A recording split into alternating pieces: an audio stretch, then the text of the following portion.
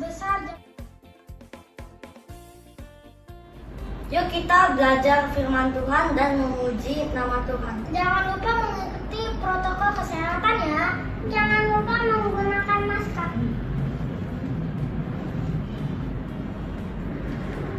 Semoga kita semua selalu sehat. Dan sampai jumpa di sekolah minggu. Bye.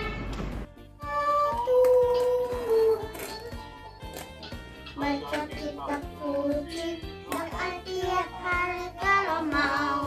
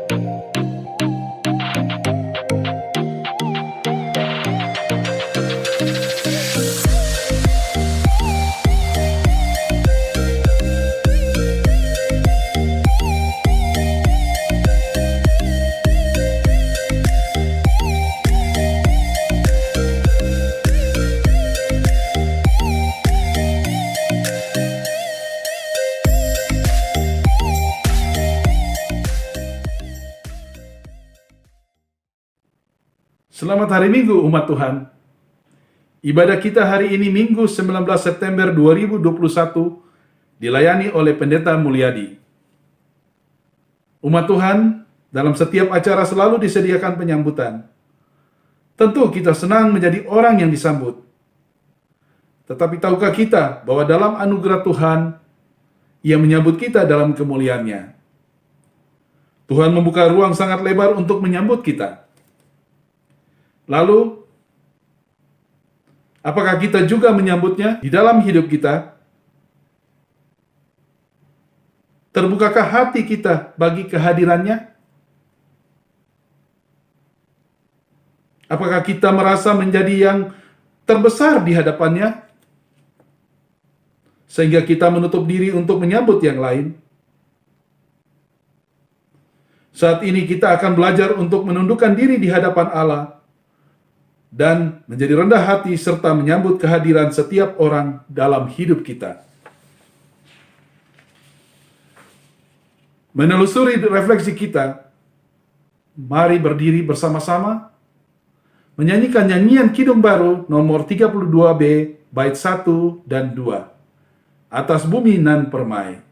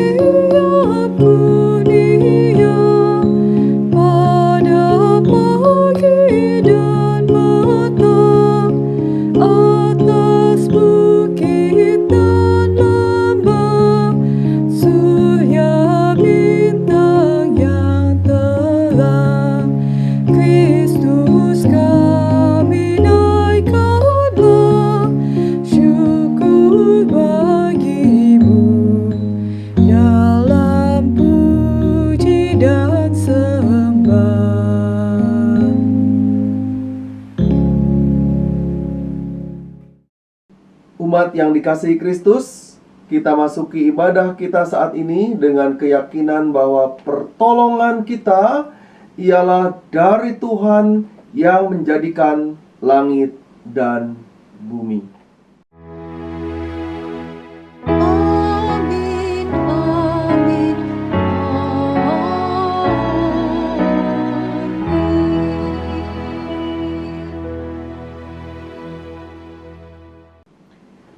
Salam dan damai sejahtera dari Allah Bapa kita dan dari Tuhan Yesus Kristus serta persekutuan dengan Roh Kudus menyertai saudara sekalian. Dan menyertai saudara juga. Umat Tuhan, silakan duduk. Dalam perjalanan pelayanan kita dipanggil untuk selalu membuka diri bagi yang lain dan menyambutnya dalam ikatan kasih Allah. Kita juga dipanggil untuk menjadi pelayan dalam perjalanan hidup yang dianugerahkannya.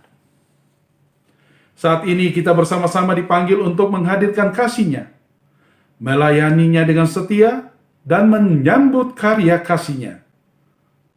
Roma pasal 12 ayat 11 mengungkapkan,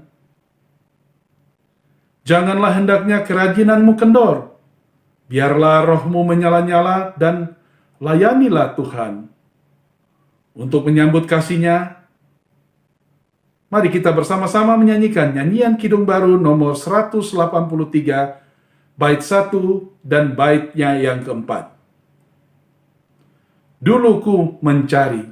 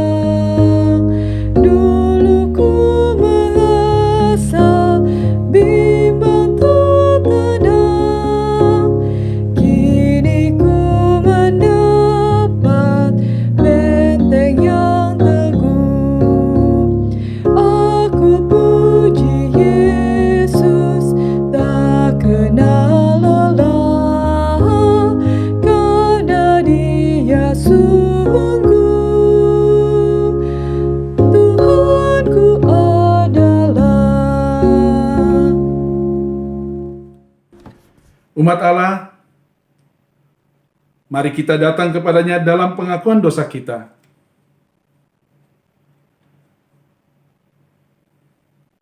Kami datang ke hadirat Allah untuk mengakui segala dosa dan kesalahan kami. Kami datang ke hadirat Allah dengan segala penyesalan kami atas seluruh tindakan kami yang tidak memuliakan Allah. Kami datang ke hadirat Allah untuk mengaku bahwa kami sering melakukan tindakan yang bertentangan dengan kehendak Allah. Dalam pengakuan ini kami datang untuk memohon kasih Allah. Ampunilah segala kesalahan dan dosa kami. Dan janganlah membiarkan kami untuk terus-menerus hidup dalam kemegahan diri sendiri. Terima kasih atas kasih dan kemurahan Allah. Ampunilah hidup kami, ya Allah, dan jadikanlah kami alat kasih-Mu. Amin. Umat Tuhan, menyambut pengampunannya, mari kita menyanyikan pelengkap Kidung Jemaat nomor 151, bait 1 dan baitnya yang ketiga. Padamu, Tuhanku, kubawa dosaku.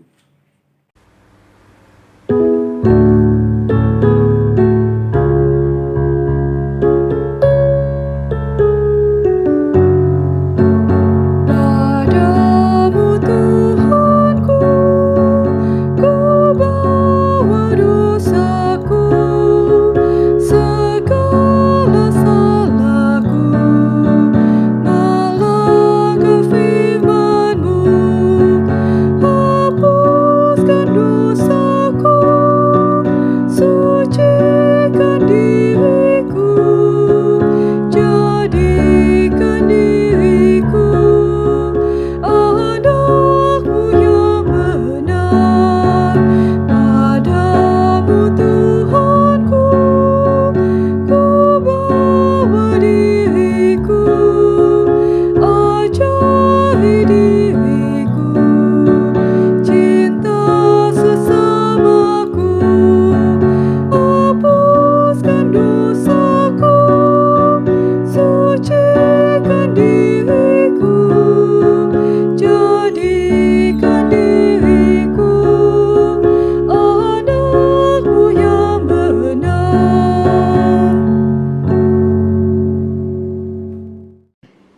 Umat yang dikasihi Kristus, bagi kita yang telah mengakui dan menyesali dosanya, mari saya undang kita berdiri bersama-sama. Kita mendengarkan ungkapan dari Wahyu pasal 3 ayat yang ke-20 yang mengungkapkan demikian kepada kita. Lihat, aku berdiri di muka pintu, mengetuk.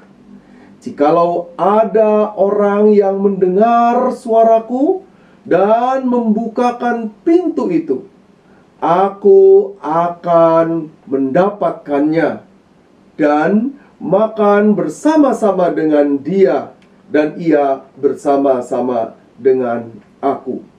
Di dalam Kristus engkau telah diampuni. Di dalam Kristus engkau pun telah diampuni. Sambutlah salam damai, damai Tuhan besertamu. Damai Tuhan besertamu juga. Dan umat Tuhan, mari kembali kita menaikkan pujian dengan menyanyikan Nyanyikanlah Kidung Baru nomor 73, bait pertama dan bait yang ketiga. Kasih Tuhanku lembut.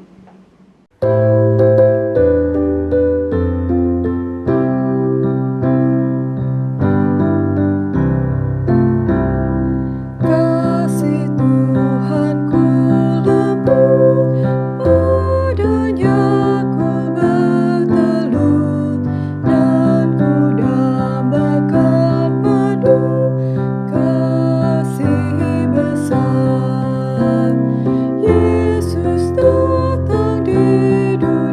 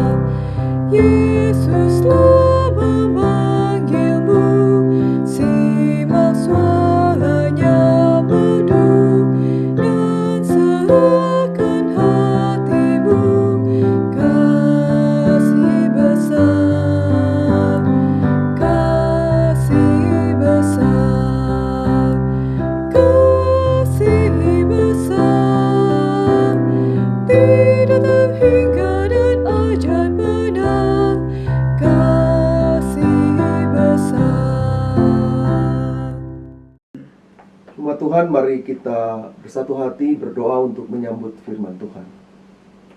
Bapa Sorgawi, di tengah-tengah perjalanan hidup kami akan merenungkan firman Tuhan. Berkati ya Allah, khususnya di dalam rangkaian kami belajar melihat karya cinta Allah itu dalam hidup kami, yang mengajar kami untuk membuka diri, menyambut kehadiran Allah, menyambut rekan dan sahabat, menyambut orang-orang di sekeliling kami, dan bukan menuntut kami untuk disambut.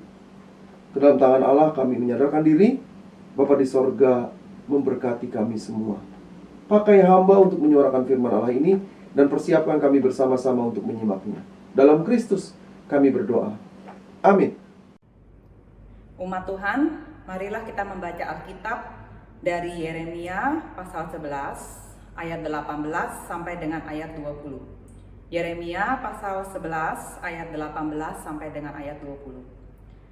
Tuhan memberitahukan hal itu kepadaku, maka aku mengetahuinya. Pada waktu itu Engkau, Tuhan, memperlihatkan perbuatan mereka kepadaku. Tetapi aku dulu seperti anak domba jinak yang dibawa untuk disembelih. Aku tidak tahu bahwa mereka mengadakan persepakatan jahat terhadap aku. Marilah kita binasakan pohon ini dengan buah-buahnya. Marilah kita melenyapkannya dari negeri orang-orang yang hidup, sehingga namanya tidak diingat orang lagi. Tetapi Tuhan semesta alam yang menghakimi dengan adil, yang menguji batin dan hati, biarlah aku melihat pembalasanmu terhadap mereka. Sebab kepadamulah kuserahkan perkaraku. Demikianlah sabda Tuhan. Syukur kepada Allah. Umat Tuhan, untuk menyambut bacaan pertama, marilah kita membaca Mazmur pasal 54 secara berbalasan. Ya Allah, selamatkanlah aku karena nama-Mu. Berilah keadilan kepadaku karena keperkasaanmu. Ya Allah, dengarkanlah doaku. Berilah telinga kepada ucapan mulutku. Sebab orang-orang yang angkuh bangkit menyerang aku. Orang-orang yang sombong ingin mencabut nyawaku. Mereka tidak memperdulikan Allah. Sesungguhnya, Allah adalah penolongku. Tuhanlah yang menopang aku. Biarlah kejahatan itu berbalik kepada seteru-seteruku. Binasakanlah mereka karena kesetiaan-Mu. Dengan rela hati aku akan mempersembahkan korban kepadamu. Bersyukur sebab nama-Mu baik, ya Tuhan. Sebab Ia melepaskan aku dari segala kesesakan, dan mataku memandangi musuhku. Mari Bapak Ibu sekalian, untuk kita menyambut bacaan yang pertama, mari kita sama-sama membaca dari bacaan kedua yang diambil dari Yakobus 3 ayat 13 sampai 18, kemudian dilanjutkan dengan Yakobus 4 ayat 1 dan 3, kemudian dilanjutkan lagi dengan Yakobus 4 ayat 7 sampai 8b.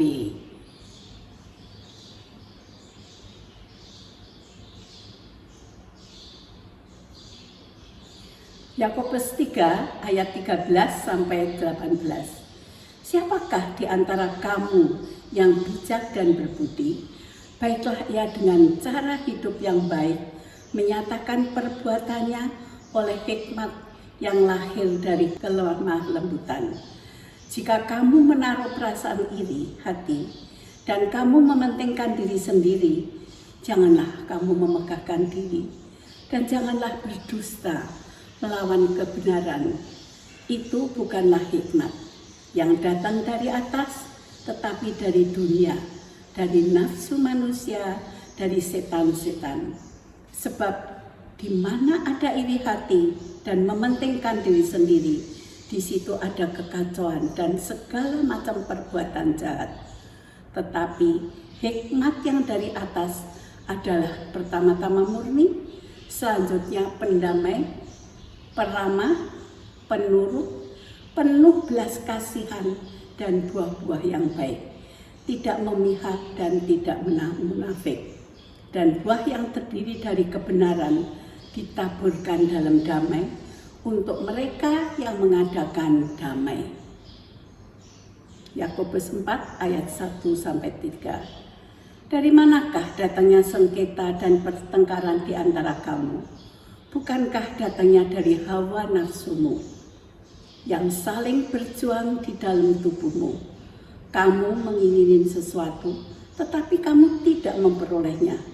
Lalu kamu membunuh, kamu iri hati, tetapi kamu tidak mencapai tujuanmu, berkelahi.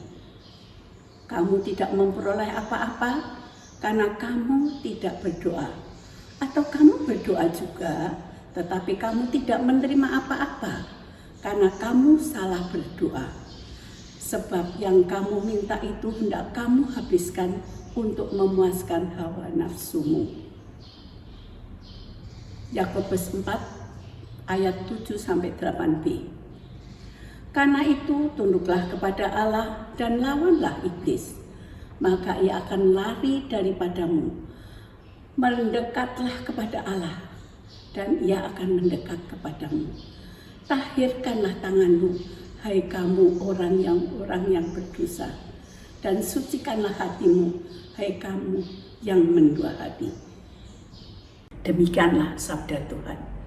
Syukur kepada Allah. Umat yang dikasihi Kristus, bacaan Injil diambil dari Markus pasal yang ke-9, ayat yang ke-30 sampai dengan ayat yang ke-37. Ada dua perikop yang pendek dan perikop yang sedang. Mari kita bersama-sama menyimaknya. Markus pasal 9 ayat 30 sampai dengan ayat 37. Demikian. Yesus dan murid-muridnya berangkat dari situ dan melewati Galilea, dan Yesus tidak mau hal itu diketahui orang, sebab ia sedang mengajar murid-muridnya. Ia berkata kepada mereka, Anak manusia diserahkan ke dalam tangan manusia, dan mereka akan membunuh dia. Dan 3 hari sesudah ia dibunuh, ia akan bangkit. Mereka tidak mengerti perkataan itu, namun segan menanyakan kepadanya. Kemudian tibalah Yesus dan murid-muridnya di Kapernaum. Ketika Yesus sudah di rumah, ia bertanya kepada murid-muridnya, apa yang kamu perbincangkan tadi di tengah jalan? Tetapi mereka diam. Sebab di tengah jalan tadi mereka mempertengkarkan siapa yang terbesar di antara mereka. Lalu Yesus duduk dan memanggil ke-12 murid itu. Katanya kepada mereka, jika seseorang ingin menjadi yang terdahulu, hendaklah ia menjadi yang terakhir dari semuanya dan pelayan dari semuanya. Maka Yesus mengambil seorang anak kecil dan menempatkannya di tengah-tengah mereka. Kemudian ia memeluk anak itu dan berkata kepada mereka, barang siapa menyambut seorang anak seperti ini dalam namaku, ia menyambut aku. Dan barang siapa menyambut aku, bukan aku yang disambutnya, tetapi dia yang mengutus aku. Demikian pembacaan Alkitab kita. Yang berbahagia ialah kita semua yang mendengarkan firman Allah dan memelihara di dalam kehidupan kita sehari-hari. Haleluya.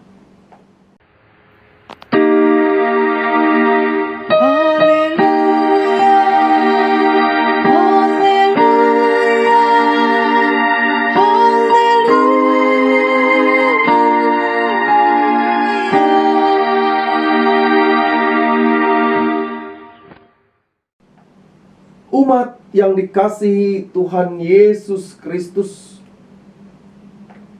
setiap kali kedatangan petinggi negeri, masyarakat akan berbondong-bondong menyambut kedatangannya. Ada yang memasang bendera, ada yang memasang spanduk, ada juga yang secara khusus, kalau zaman sekarang ya, menyiapkan alat-alat rekam dan kemudian berusaha sedemikian rupa supaya ia bisa terekam sedekat mungkin dengan petinggi negeri itu. Sekalipun protokol penjagaan begitu ketat, tapi begitulah cara orang menyambut petinggi negeri. Prosesi penyambutan seperti itu membuat orang-orang melakukan banyak persiapan untuk menyambut seorang petinggi negeri. Persiapannya sangat luar biasa. Di daerah-daerah bahkan sudah disiapkan berbagai hal. Pada zaman dulu, di kampung saya, setiap kali menjelang Hari Pahlawan atau perayaan 17 Agustus, kami biasanya di depan rumah itu, dimulai jam 8 pagi, akan menyiapkan guci-guci berisi air minum dan juga sekadar penganan kecil, makanan-makanan yang bisa disantap. Untuk siapa? Bukan untuk kami, karena pada perayaan-perayaan Hari Pahlawan, 17 Agustus itu biasanya hari-hari yang biasa kami lakukan, akan ada arak-arakan, kami menyebutnya pawai. Baik itu mulai dari pawai anak-anak dari pagi ya, sekolah, siswa begitu, dilanjutkan dengan drum band, dan pernah berkali-kali pawai sepeda motor besar. Lalu malam harinya ada pawai obor.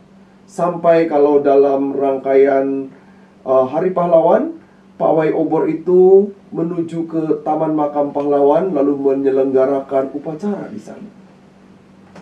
Nah, kami masyarakat dengan kesadaran sendiri pada masa itu selalu menyediakan makanan. Entah siapa yang memulainya dan dari mana tradisi itu saya tidak tahu. Sungguh tidak ingat. Tetapi yang saya tahu adalah masyarakat dengan antusias melakukan itu. Kenapa? Karena peristiwa-peristiwa demikian itu langka di kampung kami.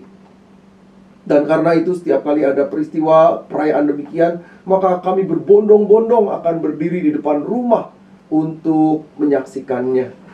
Nah, persoalannya adalah orang-orang yang menikmati cara ini, mereka merasakan kebahagiaan besar, berjalan jauh dan disambut oleh masyarakat.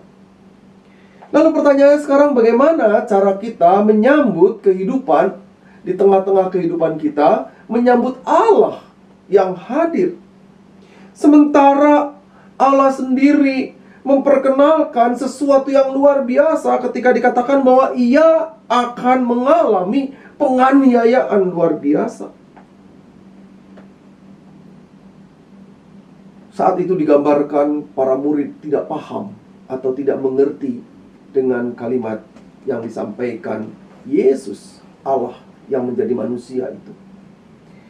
Digambarkan di sana mereka tidak paham anak manusia akan diserahkan ke dalam tangan manusia dan mereka akan membunuh dia, dan 3 hari sudah itu ia bangkit dan ia dibunuh dan ia akan bangkit. Tentu yang dimaksudkan adalah ketidakpahaman itu pada persoalan ia akan dibunuh dan bangkit. Tetapi konteks yang mau digambarkan di sini pada perikop berikutnya adalah ketika para murid diminta untuk mengambil peran yang lain, peran yang jauh dari gambaran mereka, yaitu ini. Mari kita simak kembali pada pasal 9 Injil Markus, mulai ayat yang ke-33. Ya, Yesus bertanya kepada mereka, "Apa yang kamu perbincangkan tadi tengah jalan?" Tetapi mereka diam. Karena apa? Karena di tengah jalan tadi mereka mempertentangkan siapa yang terbesar di antara mereka. Apa sih sebenarnya yang sedang dipersoalkan? Karena bagi Yesus, pergumulan utama dan gambaran utama di tengah-tengah kehidupan orang justru bukan menempatkan diri di puncak. Orang boleh bangga pada dirinya. Orang boleh bangga kepada keberhasilannya. Tetapi juga orang dilatih dan diajak serta diajar oleh Yesus untuk memiliki spirit rendah hati. Bersedia memberi diri kepada yang lain, bersedia menyambut yang lain, bersedia memberi ruang kehidupan kepada yang lain, bersedia melakukan segala sesuatu bagi yang lain, dan bahkan kemudian berusaha untuk membuat orang lain merasakan sukacitanya. Tentu, di tengah-tengah pergumulan yang kita hadapi, kita juga mesti melihat setiap pergumulan itu secara objektif. Karena apa? Karena bagi Yesus, setiap orang diminta untuk memberi ruang dan memberi diri menyambut yang lain. Ini terkait dengan kesediaan orang untuk di dalam sambutannya itu menghadirkan karya cinta Allah. Allah yang rela hadir, Allah yang merengkuh, Allah yang memeluk, Allah yang memberikan satu kekuatan di tengah-tengah segala kerentanan atau kerapuhan manusia. Buktinya apa? Bukti kerapuhan ketika manusia sedang menonjolkan diri. Sebenarnya ia berada di tengah-tengah kerapuhannya. Ia sedang gamang, ia sedang galau, kebutuhan untuk diterima, kebutuhan untuk diakui. Ini menjadi sebuah persoalan tersendiri. Itu sebabnya gambaran Yesus tentang penyambutan diungkapkan di dalam pasal yang ke-9, mulai ayat 33 sampai dengan 37 itu diungkapkan demikian. Kita lihat pada ayat yang ke-35, saudara-saudara. Jika seseorang ingin menjadi yang terdahulu, hendaklah ia menjadi yang terakhir dari semuanya dan pelayan dari semuanya. Yesus mau mengajarkan tentang sebuah nilai supaya manusia tidak jumawa, tidak sombong, tetapi justru menghadirkan sebuah nilai hidup dengan cara memberi diri, mendahulukan yang lain.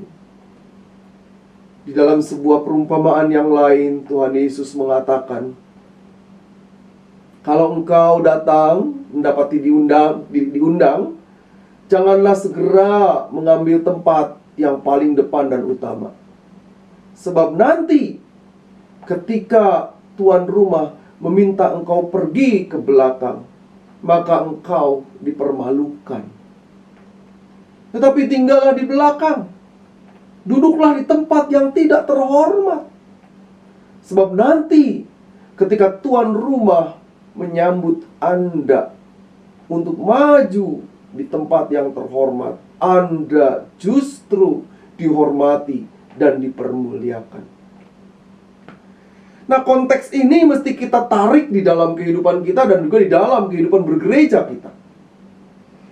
Semoga dalam waktu dekat kita bersama-sama sudah mulai bisa onsite. Semoga ya, walaupun mungkin kalaupun onsite pasti terbatas karena kita masih prihatin dengan situasi yang terjadi. Bersyukur bahwa pada waktu belakangan ini jumlah yang terpapar menyusut dan jumlah yang dipulihkan naik lumayan drastis. Perbedaannya cukup tinggi. Nah, seandainya kita berada dalam situasi onsite, ibu bapa dan saudara-saudari yang dikasihi Tuhan Yesus Kristus, hal terbesar yang perlu kita lakukan adalah kita diminta untuk menyediakan diri menjadi orang yang melayani, menjadi penyambut-penyambut, dan bukan menuntut untuk disambut. Apalagi kalau tuntutannya adalah sambutan-sambutan dengan segala kemegahan dan kemeriahan.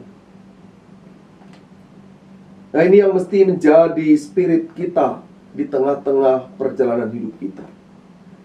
Tuhan Yesus menggambarkan, ia mengambil atau menyambut sebenarnya seorang anak kecil dan menempatkan di tengah-tengah mereka. Kemudian ia memeluk anak itu dan berkata kepada mereka, "Barang siapa menyambut seorang anak seperti ini dalam namaku, ia menyambut aku. Dan barang siapa menyambut aku, bukan aku yang disambutnya, tetapi dia yang mengutus aku." Gambaran anak-anak adalah gambaran yang luar biasa. Gambaran yang di dalamnya anak-anak tidak mempunyai ambisi. Anak-anak yang tidak mempunyai satu kekuatan untuk memaksa orang menyambutnya. Justru dalam segala kerendahan, ketulusan, keterbatasan, Yesus menempatkan itu. Gambaran ini mesti menjadi bagian di tengah-tengah kehidupan kita, supaya di tengah-tengah kehidupan kita ada kekuatan yang besar justru dari kesediaan untuk rendah hati. Rendah hati atau merendahkan diri, bukan rendah diri ya.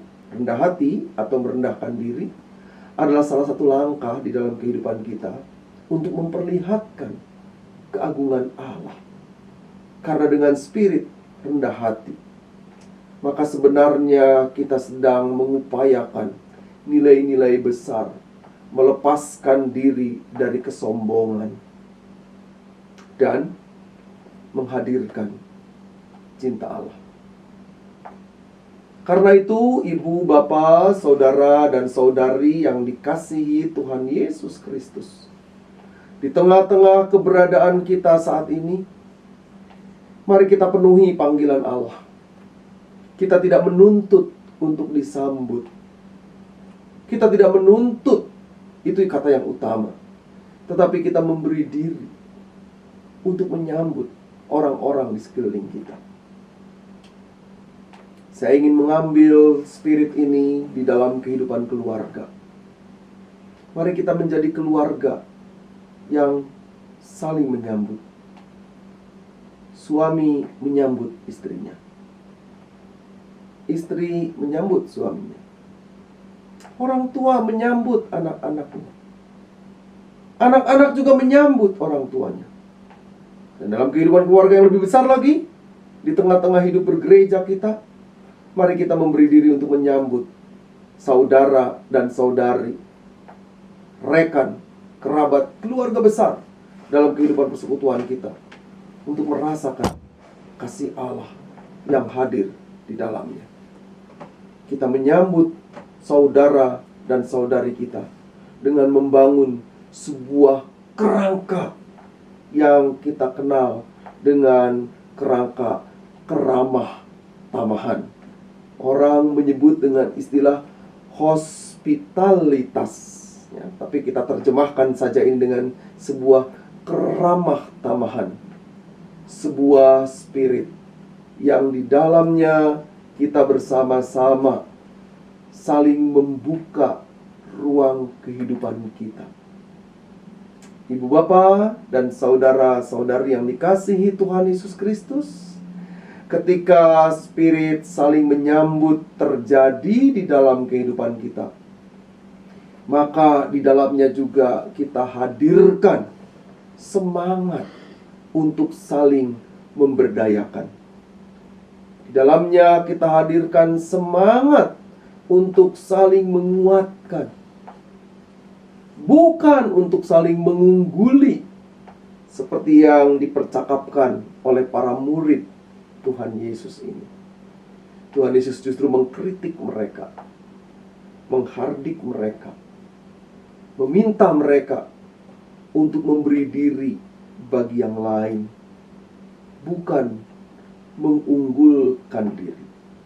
Ini bukan berarti kemudian kita tidak menghadirkan potensi. Oh, terbalik. Potensi, kemampuan, daya yang kita punya, kita lakukan untuk melihat, menghadirkan betapa besarnya cinta Tuhan di dalam kehidupan kita. Allah yang telah memberikan kepada kita potensi, kita hadirkan di dalam hidup persekutuan kita. Kalau itu yang terjadi, dan kita saling membuka ruang, saling menyambut di dalam kehidupan kita, maka yang bakal terjadi adalah kita bersama-sama menjadi persekutuan yang saling menguatkan, persekutuan yang saling mengokohkan. Tuhan memberkati kita semua. Tuhan menopang kita semua. Mari kita memberi spirit untuk saling menyambut satu kepada yang lain, saling menghormati dan saling memberi topangan, saling memberdayakan. Amin.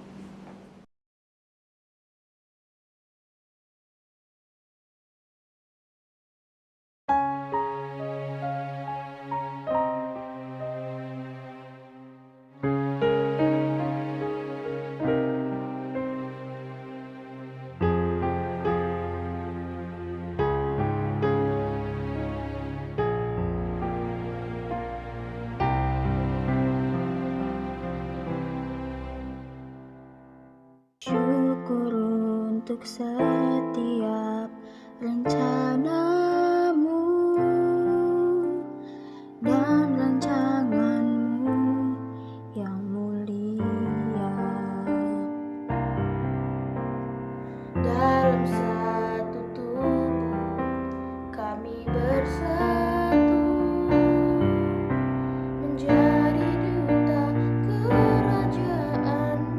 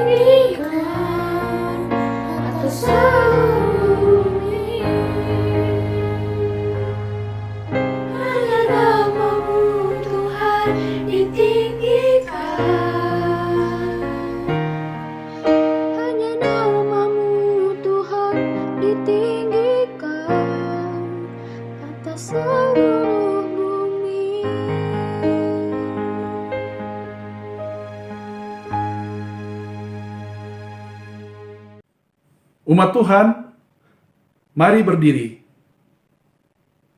Bersama gereja di segala abad dan tempat, marilah kita bersama-sama mengucapkan pengakuan iman rasuli. Hendaklah setiap umat beriman mengungkapkan, Aku percaya kepada Allah, Bapa yang Maha Kuasa, Khalik langit dan bumi, dan kepada Yesus Kristus, anaknya yang tunggal Tuhan kita, yang dikandung dari Roh Kudus, lahir dari anak darah Maria, yang menderita sengsara di bawah pemerintahan Pontius Pilatus, disalibkan, mati dan dikuburkan, turun ke dalam kerajaan maut, pada hari yang ketiga, bangkit pula dari antara orang mati, naik ke sorga, duduk di sebelah kanan Allah, Bapa yang Maha Kuasa, dan dari sana ia akan datang untuk menghakimi orang yang hidup dan yang mati. Aku percaya kepada Roh Kudus, gereja yang kudus dan am, persekutuan orang kudus, pengampunan dosa, kebangkitan orang mati, dan hidup yang kekal. Amin. Mari kita bersatu hati, kita berdoa. Allah Bapa yang setia, kami mengucap syukur untuk anugerah yang besar. Kami bersama-sama bersatu hati saat ini, menyambut kasih sayang Allah, khususnya di tengah-tengah negeri kami di Indonesia, yang Allah percayai sekarang ini untuk mengelola segalanya dengan baik. Bahkan kami menyaksikan dan merasakan proses penanganan COVID-19 berjalan dengan baik.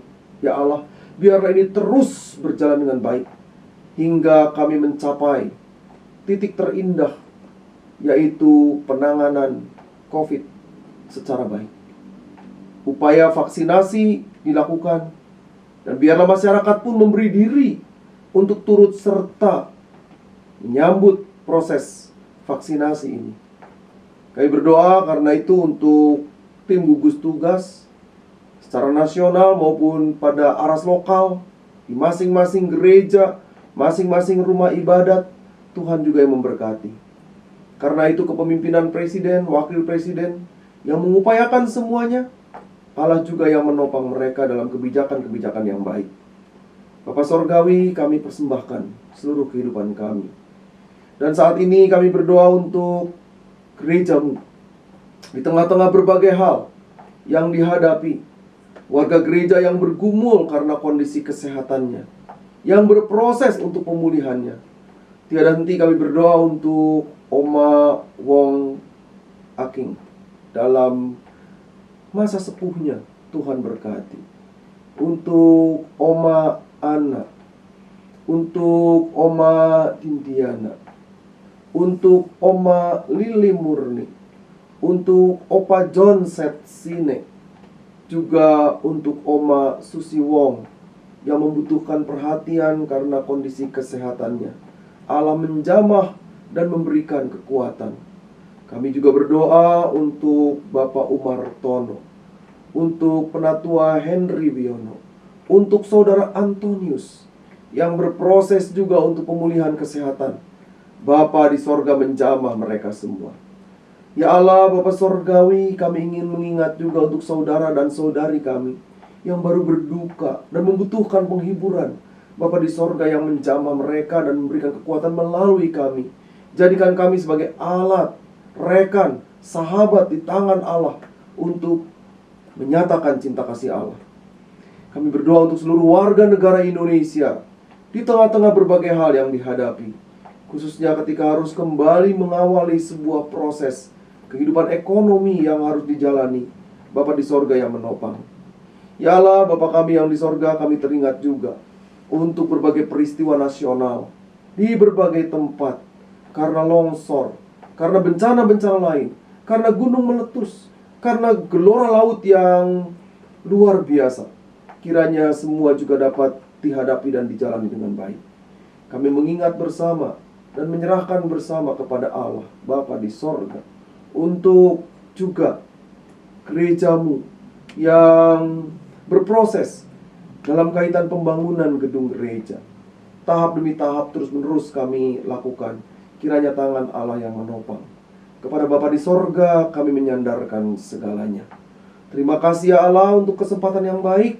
Kami bawa dalam doa untuk anak-anak kami yang akan mengawali proses studi, baik itu yang akan mengawali proses onsite secara terbatas maupun juga yang online. Di tengah-tengah berbagai kesulitan yang dihadapi, tapi juga biar semangat hadir di dalam kehidupan mereka.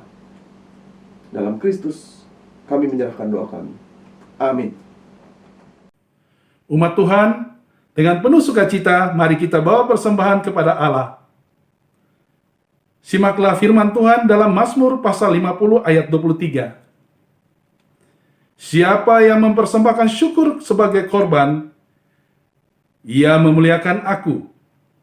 Siapa yang jujur jalannya, keselamatan yang dari Allah akan kuperlihatkan kepadanya. Umat Tuhan, marilah kita membawa persembahan kepada Tuhan.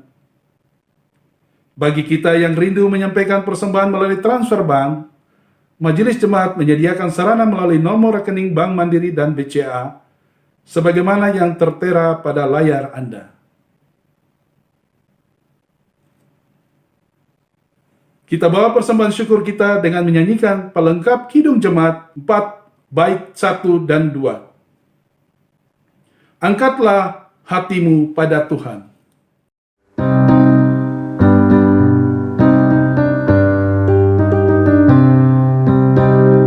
Angkatlah hatimu pada Tuhan, bunyikan kecapi dan menari. Jangan lupa bawa persembahan. Mari kawan, ajak teman bersama menyembah. Sorak, sorak, sorak, haleluya. Mari, mari, mari nyanyilah. Pujilah Tuhan yang Maha Kudus. Mari kawan, ajak teman bernyanyilah terus. Janganlah mengaku anak Tuhan jika engkau mengeraskan hati. Jadilah pelaku firman Tuhan. Mari kawan, ajak teman bersama menyembah. Sorak, sorak, sorak, haleluya.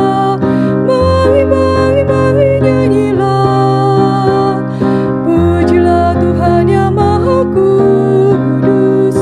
Mari kawan, ajak teman bernyanyilah terus. Umat Tuhan, mari berdiri. Kita membawa persembahan syukur ini kepada Tuhan. Ya Allah, inilah persembahan syukur kami. Kami bawa dengan penuh syukur sebagai tanda kasih setiamu kepada kami. Kami mempersembahkan hidup kami bagi kemuliaan-Mu. Dan kiranya persembahan syukur ini menjadi simbol kemuliaan Allah dalam hidup kami. Terima kasih atas kasih setia yang telah Allah ajarkan kepada kami, sehingga kami menikmati dan menyambut panggilan Allah untuk menyatakan kasih itu. Dalam Kristus kami serahkan persembahan ini. Amin.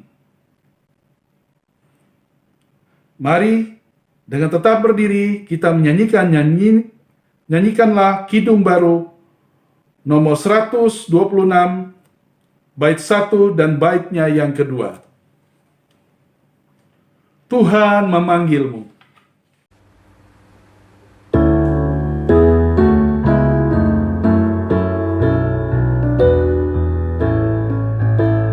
Tuhan memanggilmu, hai dengarlah.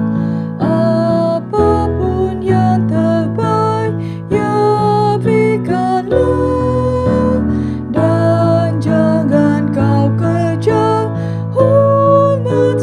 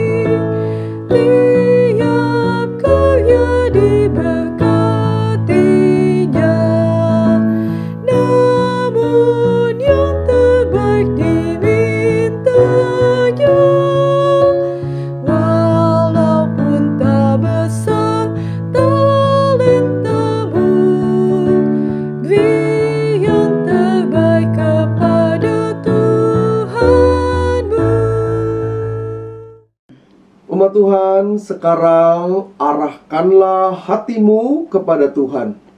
Kami mengarahkan hati kami kepada Tuhan. Jadilah saksi Kristus. Syukur kepada Allah, Terpujilah Tuhan. kini dan selamanya. Dan sekarang sambutlah berkat Tuhan. Tuhan memberkati engkau dan melindungi engkau. Tuhan menyinari engkau dengan wajah-Nya dan memberi engkau kasih karunia. Tuhan menghadapkan wajah-Nya kepadamu dan memberi engkau damai sejahtera. Haleluya. Amin. Haleluya, haleluya, haleluya, amin. Di setiap kata dan karyaku, haleluya, amin. Haleluya, haleluya,